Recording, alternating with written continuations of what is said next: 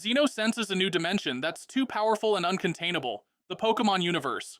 For him, it's an unstable fracture in the multiverse that could eventually collapse everything around it. It's a threat to the fabric of all existence. He opens a rift to erase it completely.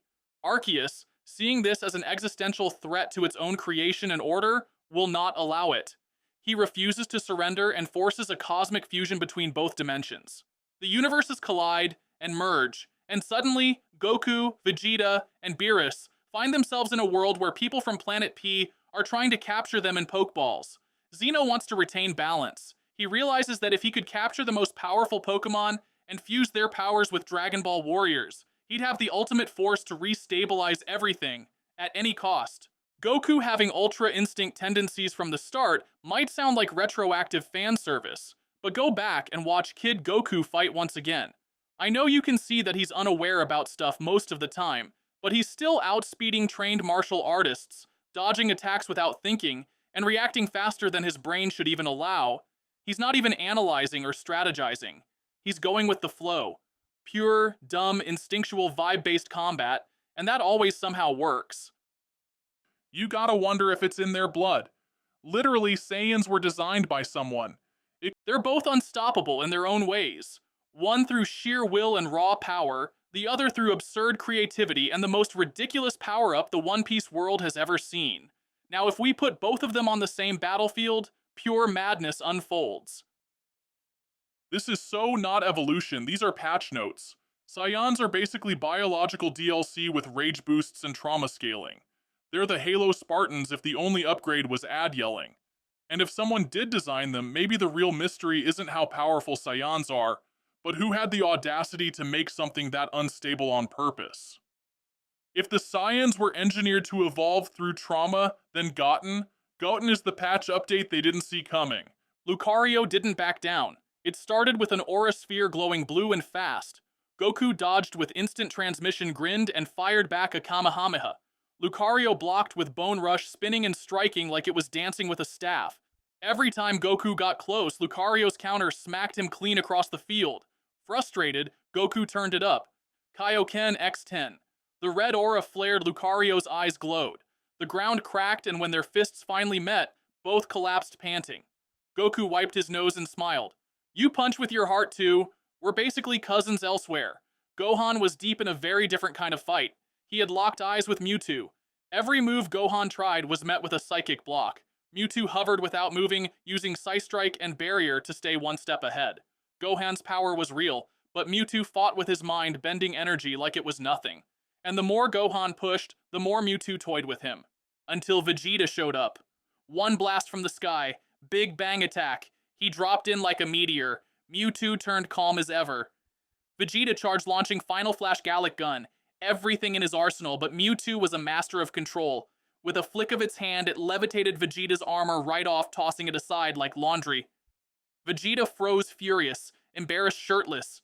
He thought he had defeated Team Rocket, so he could defeat him now as well. But this is not what he had expected. He roared and kept attacking, blinded by pride. But Mewtwo held its ground, with Recover floating effortlessly like it had already won. They ended locked in a standoff, both refusing to fall. Vegeta, still pretty embarrassed, growled, I trained for gods, not psychic cats. But Mewtwo, of course, laughed it off. The madness comes when two insane powers collide. Goku's strength is not a hidden treasure. But when we talk about Luffy, Gear 5 isn't just another power-up. It's Luffy rewriting the rulebook of combat with a crayon and a smile. This form, the awakened state of his mythical Zoan fruit, turns him into the embodiment of freedom itself.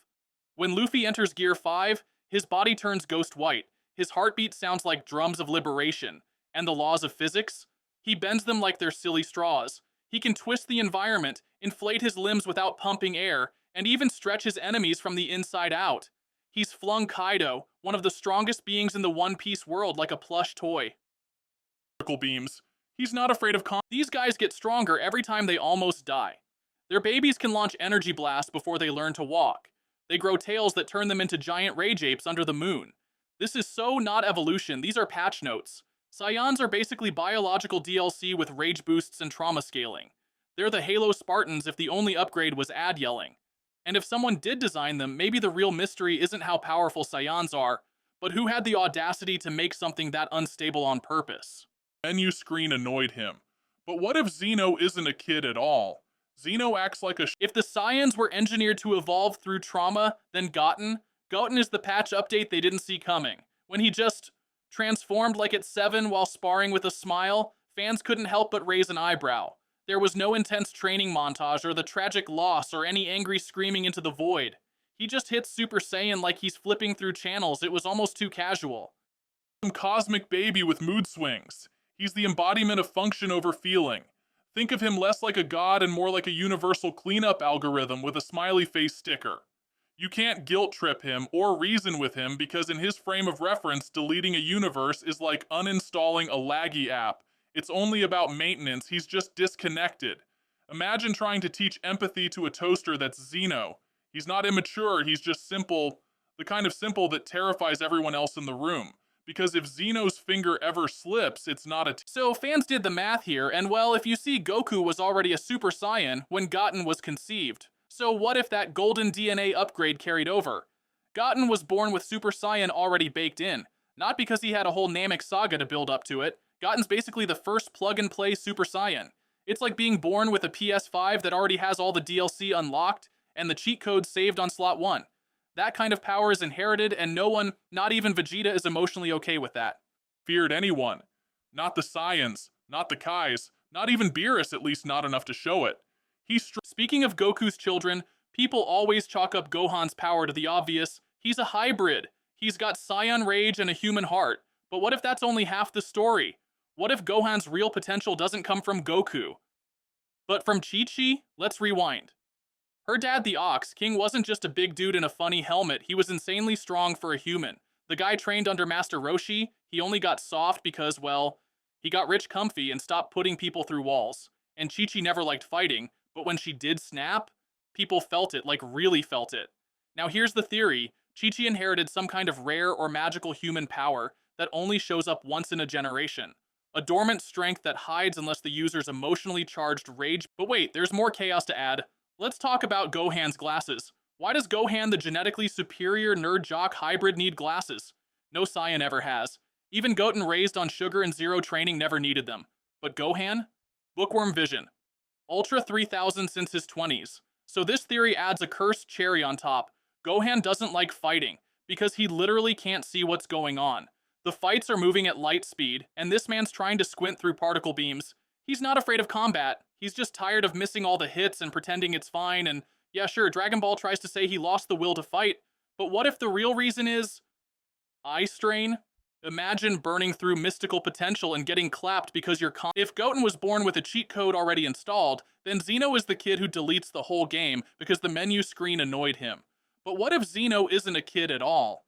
Zeno acts like a sugar-rushed toddler with admin privileges, and that's always been weird. He talks like a kid, plays like a kid, and erases entire universes like he's cleaning up spilled juice. Zeno isn't immature. He's just operating on a level where emotions, consequences, and oops, I deleted reality don't actually mean anything. With time? Why does the Time Patrol exist? Why does the Supreme Kai of Time become a thing? Because someone had to clean up the celestial level mess this kid made. Even Whis says time travel is forbidden, and what does Trunks do? Not only break the rule, but break it twice. And by the time Goku Black rolls around the timelines, basically doing improv. Right now, based on what we've seen, Goku takes the win. His speed power and persistence are simply on a universal scale, while Luffy is still evolving. But this isn't the end. Luffy's story is far from over. He has just tapped into a whole new level of power, and Oda won't leave it just there. We haven't seen even a fraction of what's coming. So if Gear 5 is just the beginning of Luffy's godhood, nobody knows what is to come ahead yet. For now, the Saiyan edges it out, but if they ever cross paths again, Goku better not blink. But hold up, what if these two didn't throw hands? What if they teamed up instead? Now that's a wild thought.